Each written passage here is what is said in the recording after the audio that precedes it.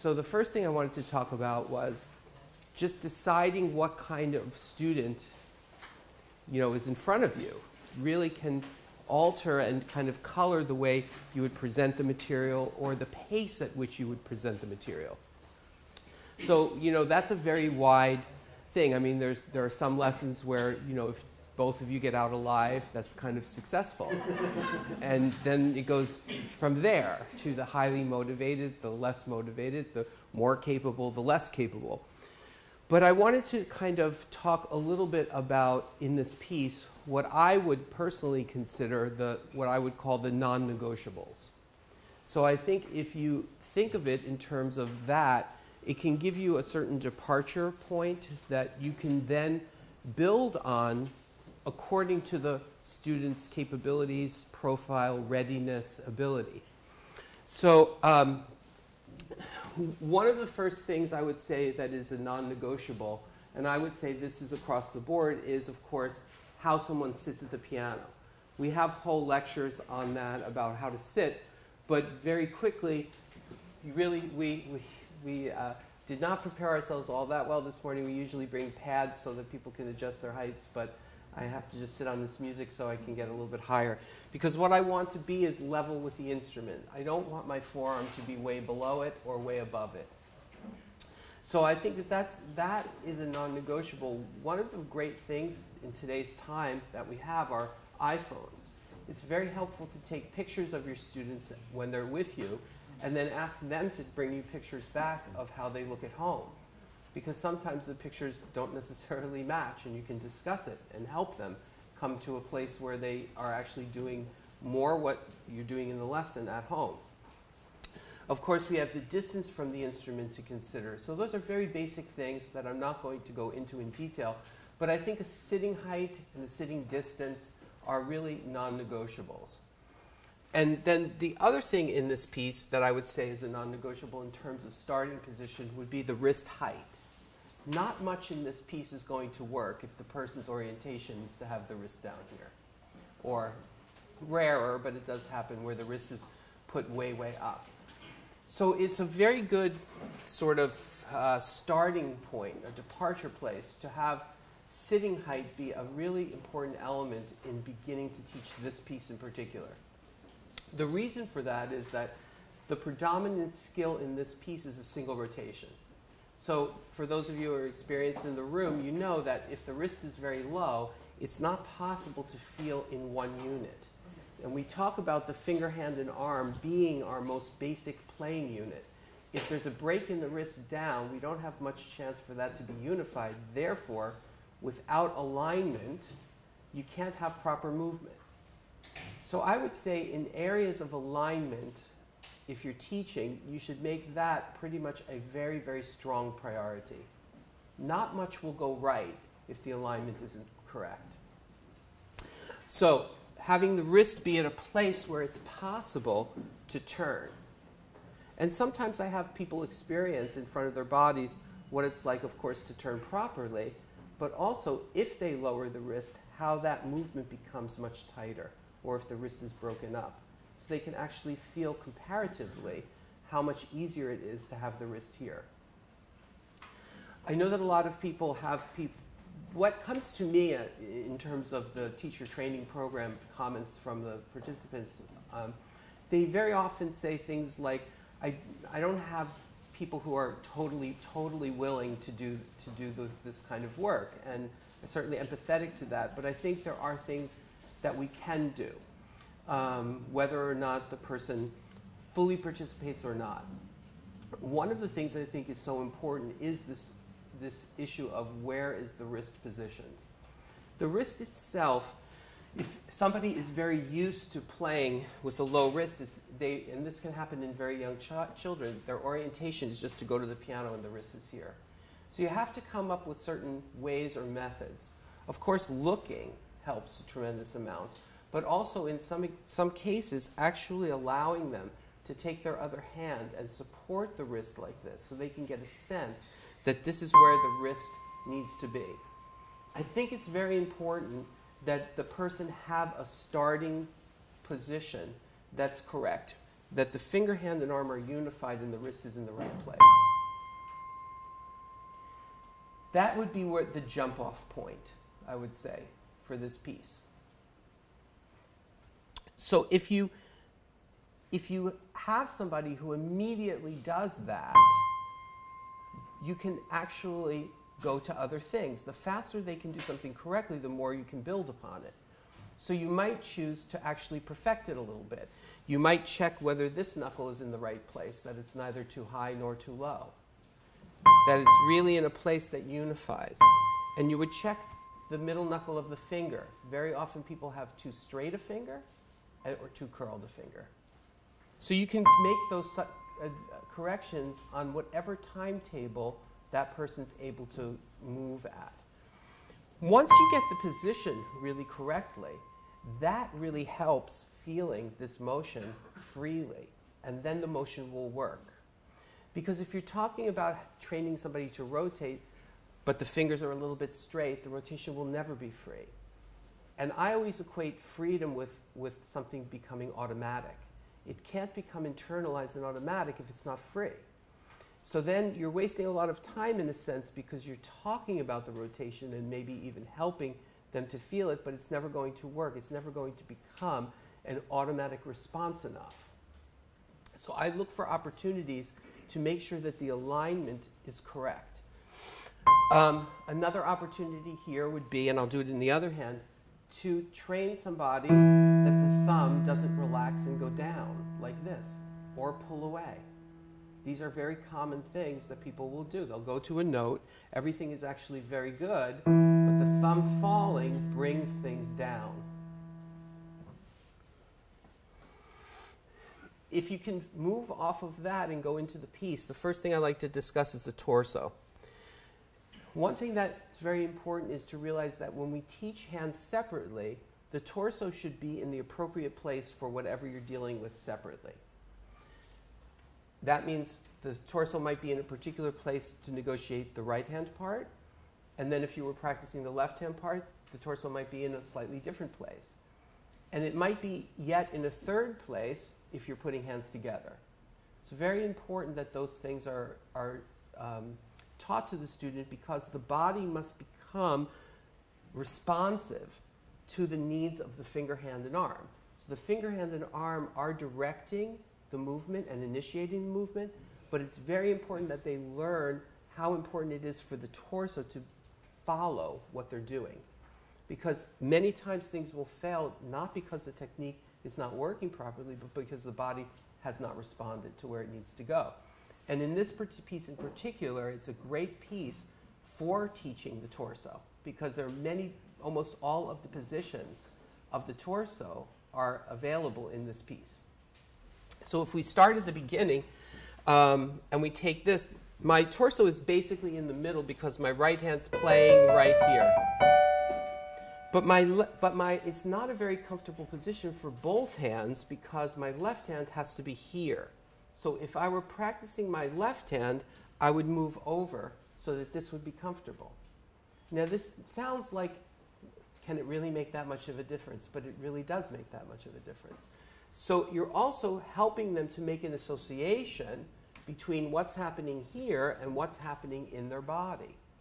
Sometimes what I find very helpful is to have them imagine that in some way the head is following the forearm. So the head gives the torso a kind of lightness, whereas sometimes just moving the torso can be very sort of cumbersome feeling for them. If you can get it from the head directing it, there's a certain lightness, and that will also bring a certain smallness to the correction. So when I'm practicing the left hand, I might be here, but that's not a very comfortable position for my right hand to play. So when both hands play, I'm somewhere, let's say, in a compromise between where it would have been for the right hand or the left hand. So what's very important is for the teacher to feel these things first before teaching, because it's from what you internalize in your own body that you can go and look at a pianist play and know in split-second timing what's correct already and what isn't, and then begin to address what is not correct. So catching where the body is, if you felt it before, you would know that the person's too much over to the left or too much over to the right. So I think this is about the right place for this opening. I wanted to take a look at the fingering. So the fingering I did was 1, 3, 2, 4, 1, 3, 2, 4, 1, 3. I think it would be a pretty standard fingering for the beginning. We know that we have all single rotations. So theoretically, I'm sure many of you have the sort of analytical chops to diagnose what needs to be accomplished here. But I want to talk a little bit about how to accomplish it well and leave the person with the skill in their own body. Because we could know there's two phases, Mrs. Talbot always said, about analyzing something and then implementing something. And she always felt the harder job was to implement it, to leave the person with the ability to do it.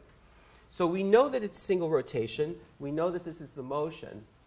But what are the things that would happen in single rotation is what you want to keep your eye out for. And I would say one of the key things in single rotation that's a problem is when people are positioning. They're positioning over the notes and then just turning their arm over the note where the fingers already are. Okay? So obviously when we have any type of positioning, nothing behind that positioning can be very free. So I like to work on just a single rotation with somebody. And what I find to be very helpful is most people have the hand span of, say, a fifth with absolutely no problem, whether it's a child or an adult.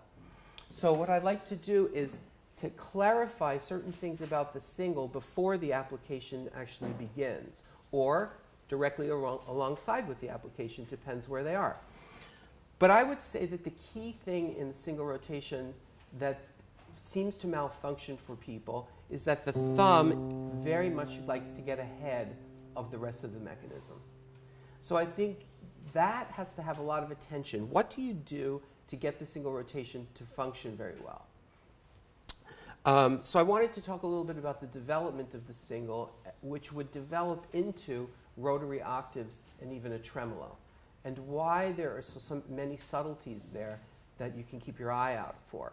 So the first thing is, we talked already about the position. Without that position, if the position is down here, there's very little hope that much is going to go well. So the position has to be where the single is facilitated. But people very much can be stretched over those notes, particularly if the intervals begin to get wider. So one of the things that I like to keep my eye out on is what's happening in the thumb and what should I tell a student with the thumb. So the way I start out is to tell them that as I turn to the fifth side of the hand, my thumb is alongside the second finger. I actually tell them to leave the thumb over there on the left and allow the arm to bring it back. So they get the experience of what it's like to be unified finger, hand, and arm, not only in the journey there, but end up with the finger, hand, and arm on the bottom of the key for the support. So I'm trying very much to get rid of this notion that being over the note first makes it better. I call it somebody's personal insurance policy. They think just a little bit, if I put my finger there, that'll make it that I won't miss the notes. It's very clear to us that from years and years of study, people are very correct note focused. They've been told, play all the right notes. They have not been told how to play the right notes, but that's their objective. So you have to see that that in the brain supersedes all other good things that they think they should be doing, because in the end, they are not going to miss. So you could say all of this, but they're going to make sure that that thumb plays the right note. So what I try to get rid of is that notion that it has to go ahead and make sure it's going to be accurate. Just letting it go and telling them to maybe play a wrong note. Just let it go and see what happens, and let them play some wrong notes. As soon as you feel that that message is getting through with the thumb, what I would tell them is that the thumb has an action of its own. As I'm rotating, I'm actually moving the thumb. So get them to move the thumb. Now, some people will just look at you and do it properly. Other people need more explanation. If you need more explanation, then you have to go in and tell them where it moves from. So the thumb moves from this knuckle, and you have to make sure that the hand behind it is free to go along with it. People will do a number of things incorrectly. So I'd like to just give you my view of what I think people will do incorrectly. They will think that they're rotating, but the thumb goes like this. So it goes up to the ceiling. They will curl the thumb as they lift. They will spread the thumb the other way as they lift. They will do a host of things. There's a whole lecture on the thumb on the streaming if you want to go through that. But those are the things you're looking for, because you're not going to get a successful single rotation with those malfunctions, with the fingers malfunctioning. Same thing with the fifth. When they think of a distance, very often what happens in the fifth, as they turn, they straighten it. So there's a tremendous push-off in the fifth finger, which makes all of this much tighter. So I wanted to say something about the training there. So what I would do is go the fifth and then increase the distance. As you go to the sixth, what I tell people is part of stretching is also related to releasing. Seeing that when they go back to the five, that the finger releases in a way that when you're on the five, the thumb is no longer over here. So people very often will let go of the key but not really release physically. And for me, that's a very big distinction. Somebody can let go of the key like this, but there's been no release in my world. So this is a release because the finger moved from the location it was formerly in. Now, that's great for building the experience, but that's not the fight. You can't leave it there because that will never work. In other words, moving the thumb that distance in speed will never work. But what you're training here is that feeling that everything is unified and that motions take you somewhere. Then as you go to the seventh, it's basically the same thing. We can do the same thing going to the fifth. So once one side is playing, one side's releasing, it's free, the wrist is in a good place to facilitate it. Here's where I think it gets very subtle. So this is where you might have to you might have to leave somebody for the week with something a little bit bigger because they just can't make the leap to the next place. The next place is what we would call minimizing it, and how do we do that? The point here that I would make is that eventually the look of what you're doing in a tremolo looks almost like my fingers are resting on the keys. How did we get from this to this?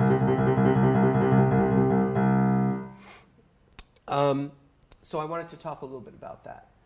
I would make a little bit of an intermediary step here, which would be, instead of allowing the rotation to go all the way over as I release the thumb, I would think of releasing the thumb and the rotation being much, much smaller, meaning less far over the five.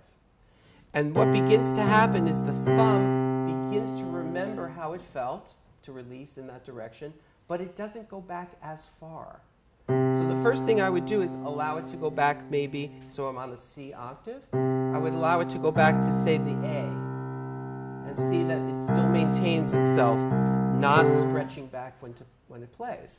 Then obviously to the B.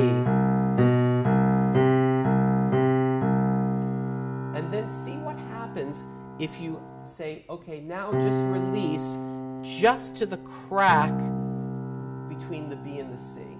Just release to the crack. And see if they can begin to get the sense of how little is involved here. But you can see that the single rotation will never work. We talked about the positions, but it will never work if the thumb doesn't function properly. This is your biggest challenge. And we know that thumbs are complicated. So that's the job of the single rotation, is really to get into that fifth. Well, the fifth finger, like I said, can straighten, it can do certain things, but the thumb really, really runs the show here. So what I wanted to say was, in the end, it looks like I'm in a position, but there's a very big difference between the feel of this, because microscopically, it's releasing along that trajectory that was practiced in the bigger motion. But it's microscopic, it's like she said, invisible. I find that people get confused with two things.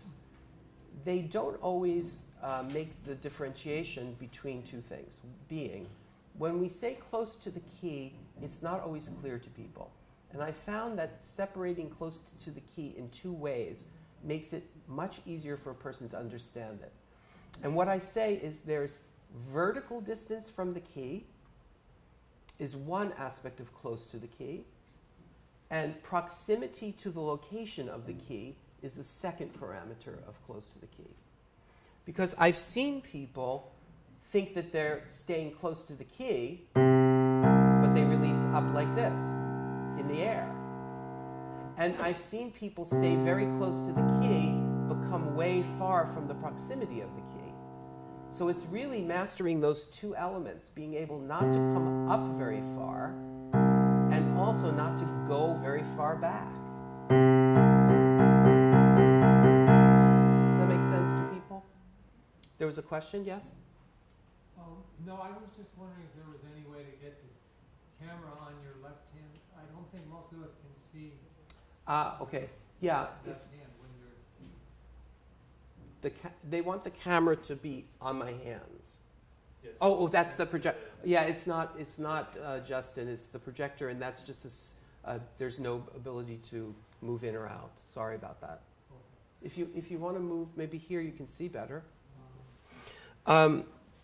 Okay, so that's some just nuts and bolts information about single rotation. Sadie. The fingers in between the thumb and the pinky, and their role in that motion. Yes. So, yeah, I wasn't going into it tremendously because the distances are not huge here, but one of the common things that happens, and this is in the lecture on the broken octaves on the streaming, what to do with the middle fingers. So the middle fingers, very often, they rest down, and that's not correct. They also sometimes lift high, like this. So it's a question of everything being unified. So if I'm moving there, the middle fingers move with me. There isn't active movement in those fingers. It's more what I would call going with. It goes with the other fingers. There isn't aliveness in 1 and 5, though. There's just no way to play with the fingers not having any contacting or aliveness. Yes? When you're doing single rotations that don't go to the thumb or don't involve the thumb as a playing finger, it does something different. I think it's probably less problematic. Yeah. Yeah. You But still I just have to make sure it's following you and it's yeah, I would say not only all the principles apply. What I'm trying to focus in, I think, is with the problem area is when they include the thumb. Okay. If you can get the thumb to work properly, I don't think the other fingers are that difficult. Okay, so let's look. Let's look at the application. If you have all of that working, then you can really deal with certain finer points here.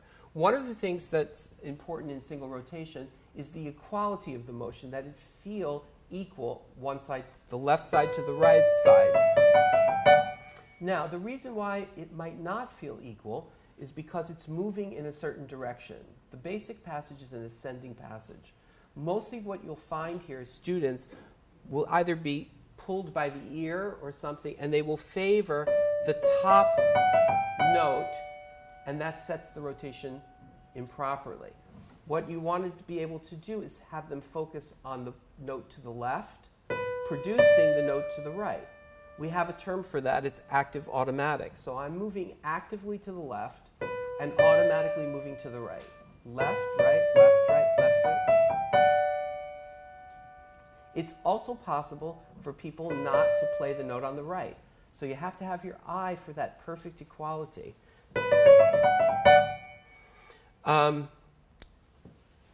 That might be the total capacity of a student, to be able to just keep the position properly and move somewhat left to right. But if you have someone that stuff you feel is functioning, you can go into the in and out. And the in and out is interesting here. Even though we have a black key, we're coming out. So we're coming out to the third finger, out to the second finger. The fourth finger is what we call the out forward. It's coming out, but in the moment of playing, it brings us back to the thumb. Can you see the difference between that, I'll do it once more, and this? You can see one has this kind of stuck feeling and the other doesn't. That is important to understand, that that's a function of the in and out. Because it looks like the rotation's not free, but it's not actually the rotation that's not free. What I think is very important is to develop the sense of where the problem is coming from. What area of the technique is the problem actually coming from? It saves a lot of time, because what I do notice is people know things very surely, but they're staying on that particular thing like that's not perfect yet. Sometimes you have to look to other things that affect that particular skill. One thing we absolutely know is that the rotation will never be as free on its own as it's free in combination with the in and out. And obviously even more so with shaping, walking hand and arm, etc. So here is a very good example. There would be some degree of curling on the part of the person because they don't want to be in the heavier part here. Or they would be stuck inside the black key area maintaining this position. So another level of bringing the person is to incorporate those in and out movements.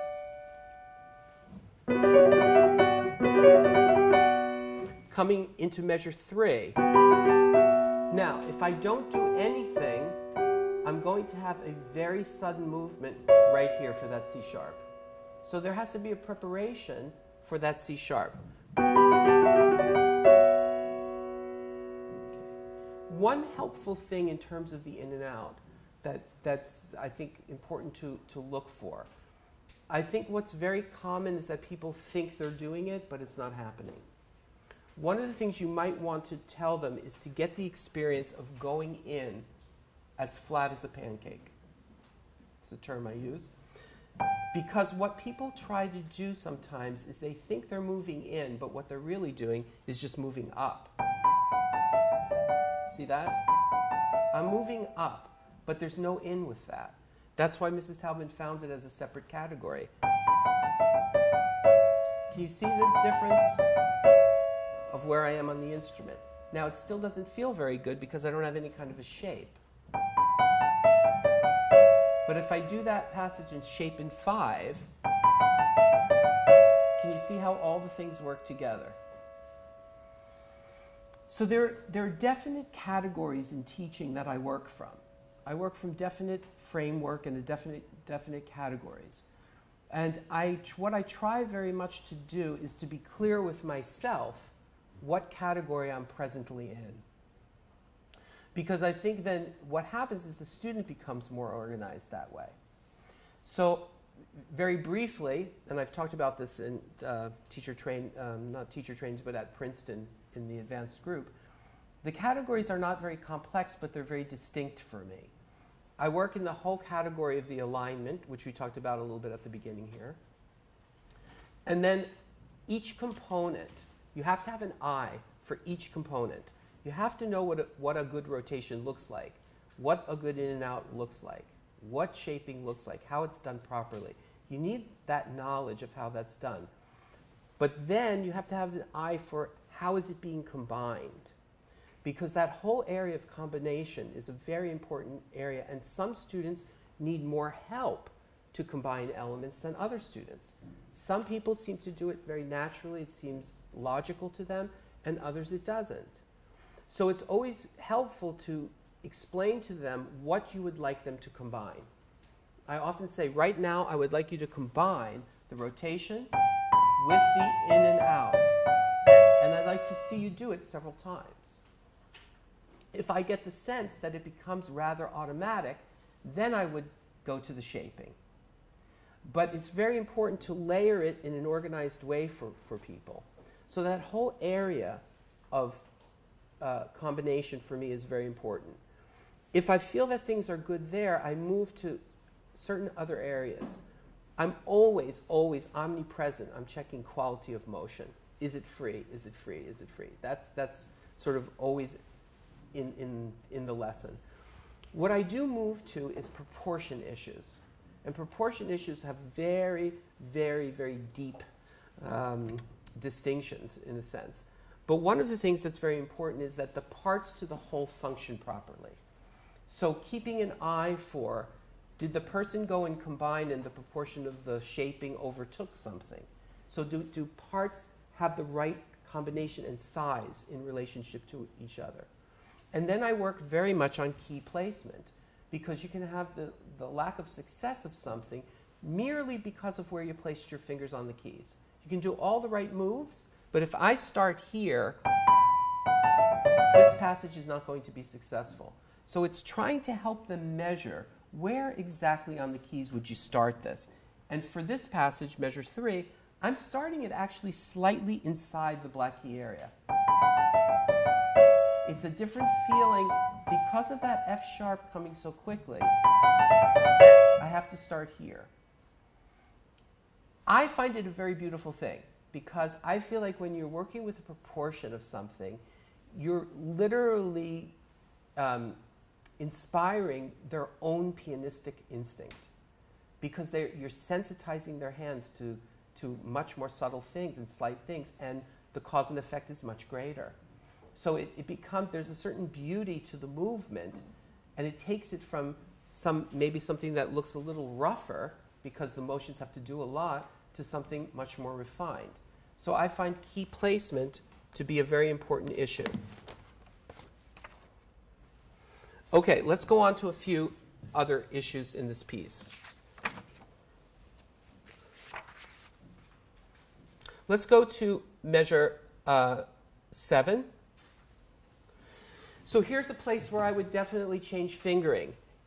Obviously, the fingering written here is so that the person stays on the outside of the black key area. But doing the fingering that they have produces quite a bit of stretches between the fingers. If you take that fingering and look at the fingering I wrote on top, everything is really quite in a good position with very minimal distance between the fingers. And then you can see also in the second beat of measure 7 how I have to be on the lookout, because it's very easy for the person to go to here. Now I'll show you where I played my thumb. Do you see where the placement on the key is? That placement right here is never going to work in this passage, because the next note has to get to the A sharp. So all of those arrows are to prepare for that one moment. I begin to move in on that B already, so that I make it here. And then to deal with the size of things. Very often somebody will get the feeling of emotion, and then the most immediate thing that people will like to do is exaggerate it. So they'll go way in on the A sharp. You have to watch for key placement all the time.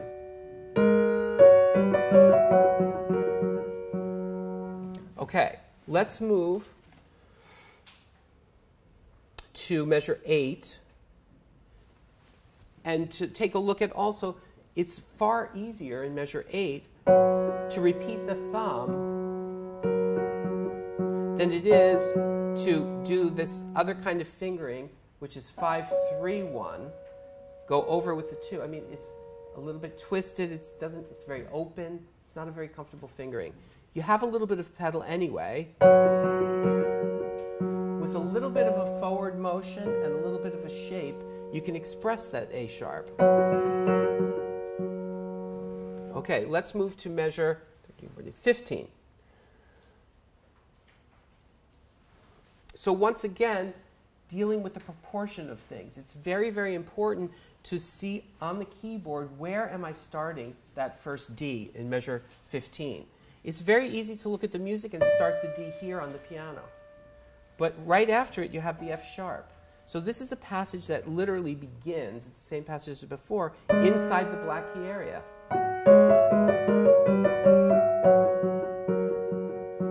Now the proportion issue that I wanted to talk about is right on the last beat of measure 15 going into 16.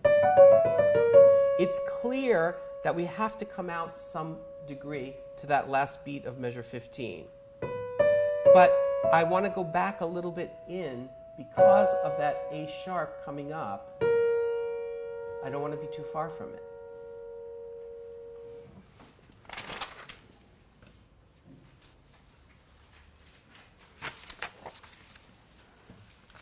Let's take a look at a few things that are actually very, very easy to fix in somebody once they have that single rotation.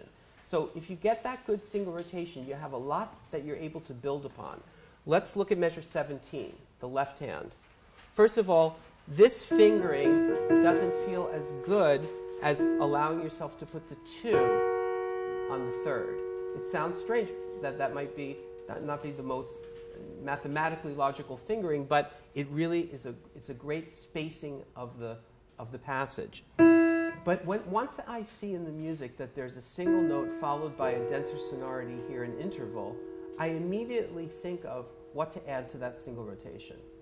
And the walking hand and arm is the next skill to add to that single rotation. So just some things about adding the walking hand and arm that I find. I find that it can be obviously a very wonderful skill, but it can also be a very disruptive skill.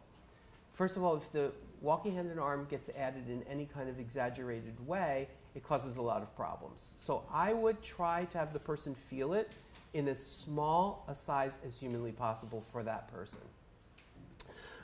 It's a down, it's an up and a cross and another down. We're doing that to equalize the different weights necessary for a single note versus a double note. The first thing that will wash out most probably is the rotation. So people will just start to go up and down like this. It's important to remind them that the rotation still functions. So the rotation still has to function underneath.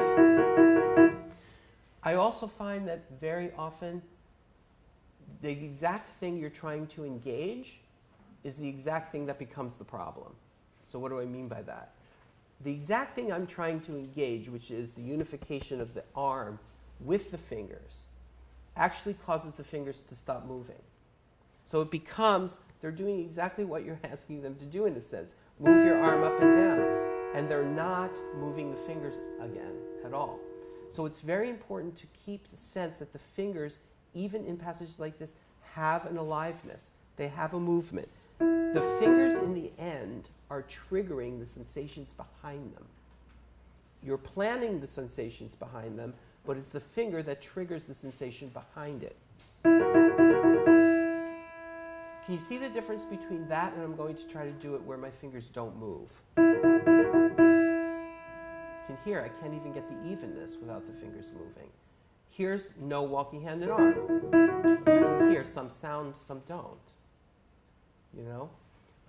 So there are all those variations. That's what you're keeping your eye out. You know what it needs to be. It's like a sculpture. You can see the figure in the rock, and you're taking away all the rock that doesn't belong there. So you're trying to take away all of the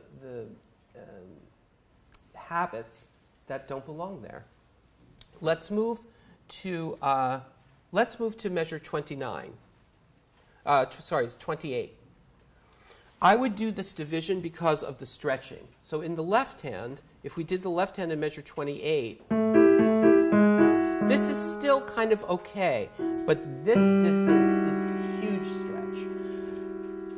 Since you can't do that configuration in the third beat, I prefer to back it up to the second beat and do the redistribution. So it's so easy to just take the F sharp into the left hand as an interval.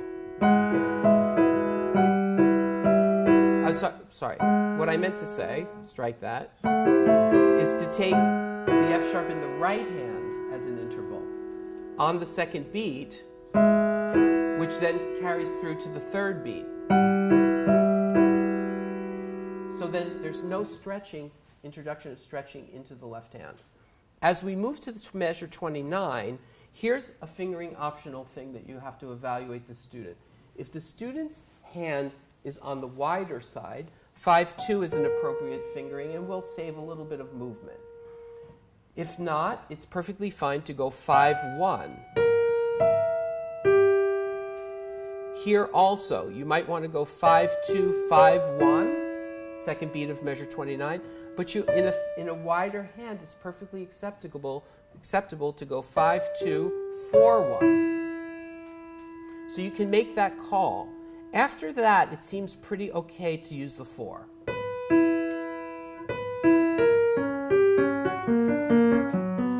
Now, here's another issue that's really great to teach people and start to sensitize them to.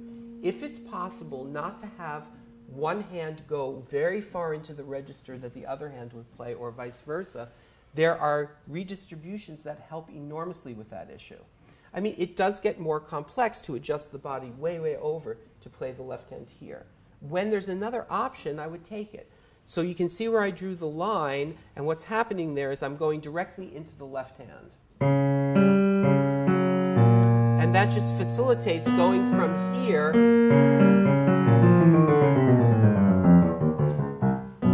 back. So I don't have this major thing of the right hand getting all the way into the left hand's territory. Okay, let's go. I think I have just a few more minutes, like 2 minutes. Let's go to the very end. So let's go to measure 74. How important the in and out is. It's super important skill. Super important skill. As I get here in the measure 74, if I don't move in at all, there's no way that I can get to the next note without a twist. There's just no way. That's actually quite a lot of planning there. I have to start to move in here to be able to get there. Can you see that difference? Once I'm there, this is fine. But I can't stay stuck. So now I'm in measure 76, and you can see suddenly on exactly the same finger. I love John's lecture from several years ago, how it looks the same but feels differently. You've got to come out on all these notes. And the hand might not necessarily do it automatically.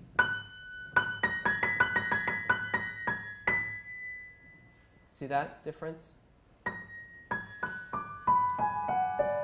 Coming into 77. If I just cross over, and we know that whole skill of crossing over, you've been practicing the single, it should be an extension of that skill to cross over to one more note. That takes the stretching completely out of the left hand. If I don't have that B in the right hand, then I'm forced to be in this configuration, and this is very, very stretchy. So coming into measure 77, one more note in the right hand puts me on this, which is extremely comfortable. I can go right back and take one note over in the left hand. So you get rid of all the stretching.